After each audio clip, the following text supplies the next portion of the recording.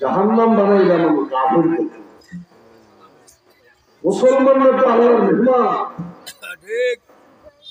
আল্লাহ তাআলা মুসলমানের জন্য জান্নাতের মেহমান ফেলে বানাইছেন।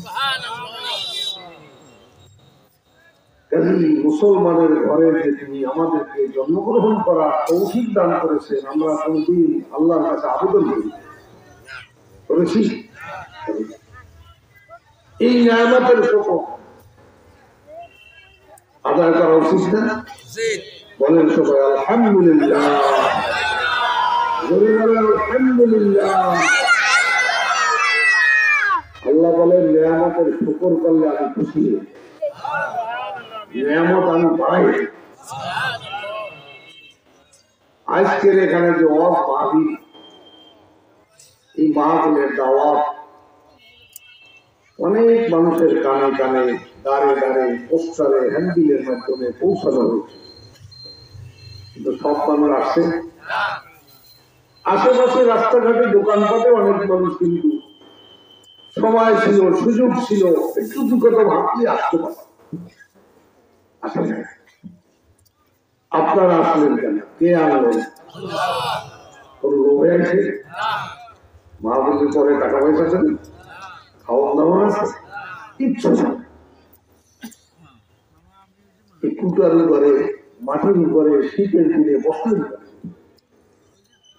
একটা বিশ্বাস আপনাদের দিলের মধ্যে যে আল্লাহ রাসূল বলছেন যেখানে ওয়াজ মাহফিল হয় সেখানে বেহেশতের বাগান। এই বিশ্বাসের কারণে, বিশ্বাস এটা আসল জিনিস। বিশ্বাসে একটা মানুষের জীবন পাল্টায় যায়। বিশ্বাসের আমরা মুসলমানরা যে বিশ্বাস করি, অমুসলমানদের বিশ্বাস কি এক? মুসলমান আর অমুসলমানের মধ্যে পার্থক্য। মুসলমানের শরীরে যে অঙ্গ প্রত্যঙ্গ, মুসলমানের শরীরে তো একই অঙ্গ। কি বলো? মুসলমানদের দুইটা চোখ, মুসলমানদের কি চোখ কম? একই। মুসলমানদের দুইটা হাত, মুসলমানের একই। পার্থক্য দুইটা পার্থক্য। কয়টা পার্থক্য? মাত্র দুইটা পার্থক্য।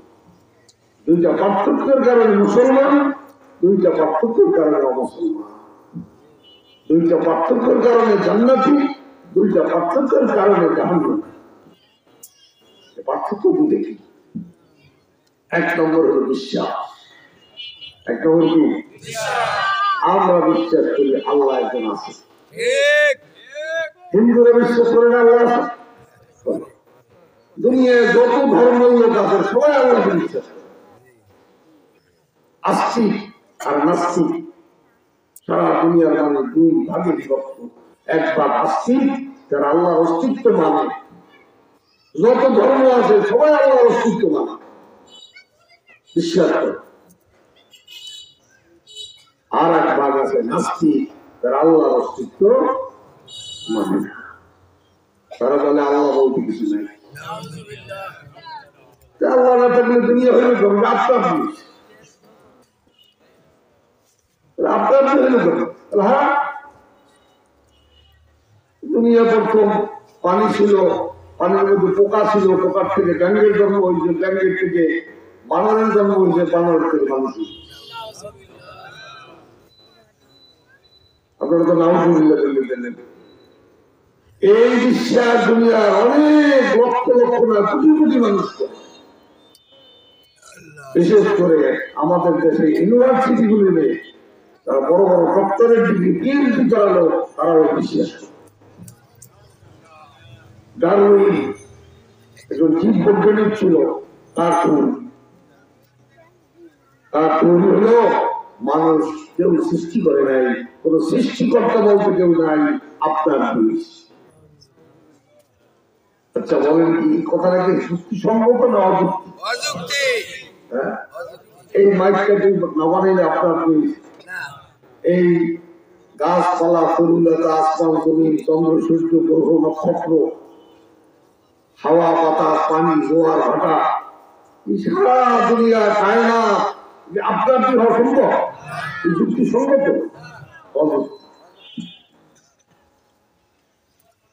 এই অযৌক্তিক বিশ্বাসে নাস্তিকেরা বিশ্বাসী, আর আস্তিক যারা তারা আল্লাহর অস্তিত্ব মানে, কিন্তু মুসলমানদের এই বিশ্বাস আর অমুসলমানদের বিশ্বাসের মধ্যেও পার্থক্য আছে। মুসলমানরা মানে সৃষ্টিকর্তা একজন, তার বাপ মানে না, আর খ্রিস্টানেরা মানে সৃষ্টিকর্তা আছেন একজন, তেনার স্ত্রী আছে, তেনার ছেলে আছে, এই তিনজনের পরিবার।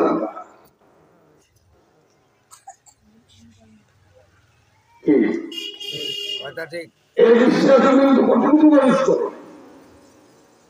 হিন্দুরা বিশ্বাস করে সৃষ্টিকর্তা একজন আছে, কিন্তু তার ক্ষমতাকে তিনি ভাবান্তর করে দিয়েছেন। 33 কোটি দেবতা আছে। এক দেবতার নাম লক্ষ্মী, যত ধন সম্পদ দেওয়া না দেওয়ার ক্ষমতা সৃষ্টিকর্তা তার হাতে দিয়েছে। এই জন্য অনেক মুসলমানরা ওই কথা তালের সাথে বলে, লক্ষ্মী ছাড়া মুসলমান বলবে, লক্ষ্মী ছাড়া হয়? লক্ষ্মী তো মুসলমানের নেই। মুসলমান লক্ষ্মী মানে, মুসলমান মানে ধন সম্পদের দেওয়া না দেওয়ার ক্ষমতা কার? লা ইলাহা ইল্লাল্লাহ। সব ক্ষমতার মালিক আল্লাহ। কার হাতে কোনো ক্ষমতা না? পীরের হাতে ক্ষমতা আছে? যদি কোনো মুসলমান মনে করে হ্যাঁ আল্লাহ পীরের হাতেও ক্ষমতা আছে, মাজারে যে শুয়ে আছে তার হাতেও ক্ষমতা আছে, তাহলে হিন্দুর বিশ্বাস আর এই মুসলমানের বিশ্বাসের মধ্যে পার্থক্য থাকে না। কি বলে? এমনকি আল্লাহ নবীর হাতেও ক্ষমতা দেয়। আমাদের দেশের খাঁটি মুসলমান যারা, তারাও কিন্তু পীরের দরবারে যাইয়া অনেক কিছু চায়, অনেক কিছু পাওয়ার আশা করে। কিন্তু মদিনা শরীফে আল্লাহ রসুলের চেয়ে বড় পীর আর কেউ হতে পারে। মদিনা মুনাওয়ারায় আল্লাহ রসুলের কবরের সামনে দাঁড়াইয়া, রওজার সামনে দাঁড়াইয়া মোনাজাত করে, বাঙালি মোনাজাত করে, কবরের দিকে মোনাজাত করে। সৌদি পুলিশ সে আইসা এমন করে একটা ধমক দিল, তার দুই কান্দা ধরে এক সটকা মারিয়া কোটলার দিকে মুখ করে মুখ করে দিয়ে বলা, আওয়াজ চলে কাটলা ইজা সালতা ফাস্তাইন বিল্লাহ। যদি কিছু চাইতে হয় আল্লাহর কাছে, কার কাছে? নবীর কাছে চাইবে না, নবীকে কিছু দেওয়ার মালিক কে? এটা আমাদের বিশ্বাস। লা ইলাহা ইল্লাল্লাহ। লা ইলাহা ইল্লাল্লাহ কিন্তু আমাদের বিশ্বাসের মূল মন্ত্র, আমাদের বিশ্বাসের মূল মন্ত্র। খ্রিস্টানেরা বিশ্বাস করে ইন্নাল্লাহ সালিসু সালাসা, আল্লাহ তিনজনের একজন। হিন্দুরা বিশ্বাস করে আল্লাহ একজন আছে, তিনি ভগবান, কিন্তু তার ক্ষমতা দেব-দেবীর হাতে দেওয়া আছে। আর আমরা বিশ্বাস করি যে আল্লাহর নাম ভগবান না, ঈশ্বর না, গড়। আল্লাহর নাম কি? বলে বলেন কি? আরো বলে বলেন কি? এর ভক্তি আছে, ভগবানের ভগবতী আছে, ঈশ্বরের ঈশ্বরী আছে, গড়ের গণেশ হয়। কিন্তু আল্লাহ এমন একটা শব্দ, এর কল্যাণ সিঙ্গুলার নাই, স্ত্রীলিঙ্গ পুরুষ লিঙ্গ নাই। দেখেন, ভগবানের ভ যদি বাদ দেন তাকে গবন, গবনের যদি গ বাদ দেন তাকে বন, বনের ব যদি বাদ দেন তাকে ন মানে নেই। গড়ের গ বাদ দেন তাকে গড় করে। কিন্তু আল্লাহ এমন একটি শব্দ, এর সব অক্ষর বাদ দিলেও আল্লাহ থাকে।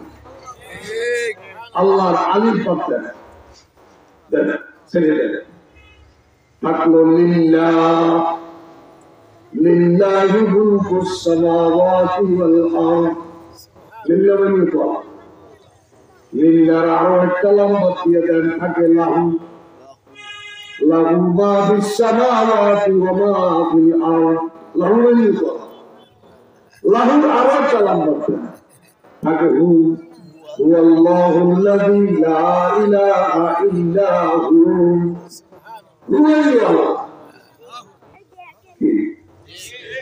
আল্লাহ যেমন এক তার নাম তো এক এবং এক আর একটা যুক্তি নেই এই দুনিয়াতে অলৌকিক ভাবে অনেক গরুর গোষ্ঠের মধ্যে আল্লাহ শব্দ লেখা পাওয়া গেছে আপনারা দেখেছেন আমার মনে অনেকে দেখেছেন গাছে আল্লাহ লেখা পাওয়া গেছে সুন্দরবনের ভিতরে গাছ তৈরি হয়েছে লা ইলাহা ইল্লাল্লাহ লেখা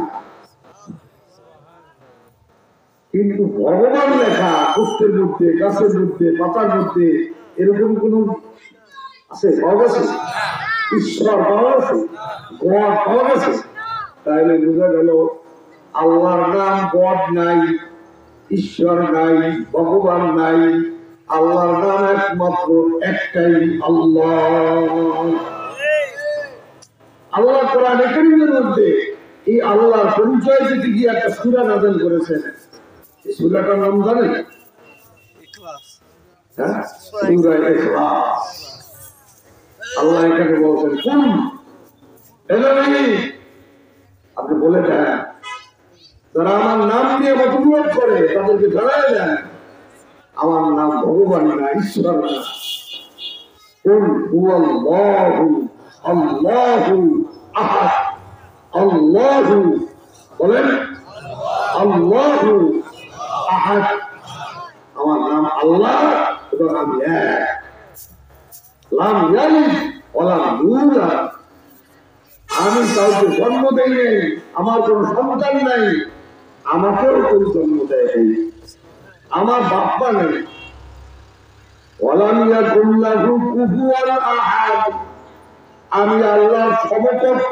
কেউ নাই জোরে বলেন সুবহানাল্লাহ এমনকি আমাদের নবী মুহাম্মদ সাল্লাল্লাহু আলাইহি সাল্লাম উনি কি আল্লাহর সমকক্ষ হ্যাঁ এখানেও কিন্তু অনেকে ভুল করে অনেকে তো নবী গায়েব জানেন জানতেন নবী হাজের নাজের নবী আলিমুল গায়েব সব বিশ্বাস করে আল্লাহ আলিমুল গায়েব নবী আলিমুল গায়েব হলে সমান হয়ে আল্লাহ হাজের নাজের নবী হাজের নাজের হলে সমান হয়ে নবী কি আল্লাহ সমকক্ষ হতে পারে নবীর মর্যাদা সমস্ত মখলুকের উপরে কিন্তু আল্লাহর বেশি আল্লাহর বেশি সমস্ত মখলুকের উপরে তার মানে ফেরেশতার উপরে সম্মান নবীর ফেরেশতার উপরে নবীর সম্মান আল্লাহ পাকের আরশের উপরে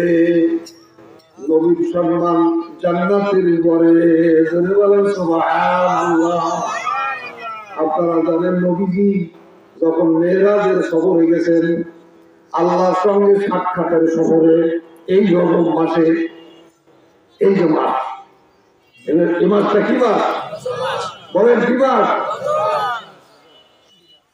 রজবের তারিখ কত